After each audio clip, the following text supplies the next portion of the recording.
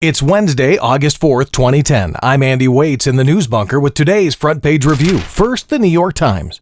Oil is scant new risk. Just 26% of the oil is left. So what happened to the rest? It is evaporated, dispersed, been captured, or otherwise eliminated. And that 26% is so diluted, it doesn't seem to pose much additional risk of harm.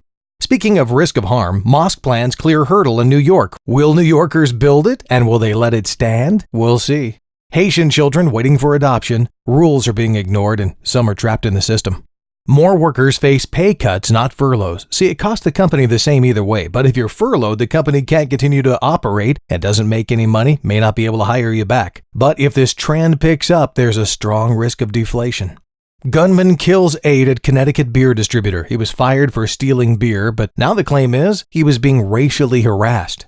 A new idea to keep from confusing the brake and gas. You press down for the brake and press that little lever on the side sideways for the accelerator. Now the LA Times. Middle East powers vie for Iraq. As we leave, someone will fill the vacuum. Will it be Iran? Does the White House care? Here's a map showing serial killers' patterns in South LA. Boy, stay off Figueroa, huh? More than 100 women died in a 10-year time span at these killers' hands. In Dillingham, Alaska, it's a battle between fishing and the mining industry. The river provides $440 million worth of salmon a year. The proposed mine nearby could contain $300 billion of precious metals, but it could poison the river. Now to the watershed state of Missouri, the St. Louis Post-Dispatch. Winners in the Senate primary, Republican Roy Blunt and Democrat Robin Carnahan, will face off in November. Missouri voters passed Proposition C by a wide margin. That's the smackdown of key parts of Obamacare.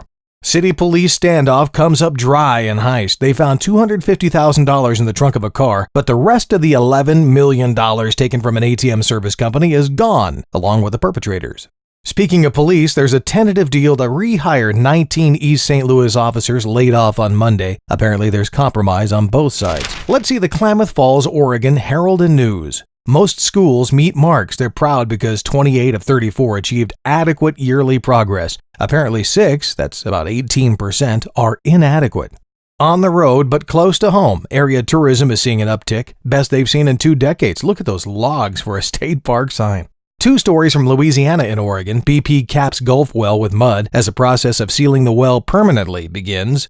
And tragedy, 6 teenagers drowned in a Shreveport River. None of them could swim, and no one from their 2 families on the shore could swim either. Just 1 teen survived the horrible event, and there's a lesson in it for us all. Learn to swim.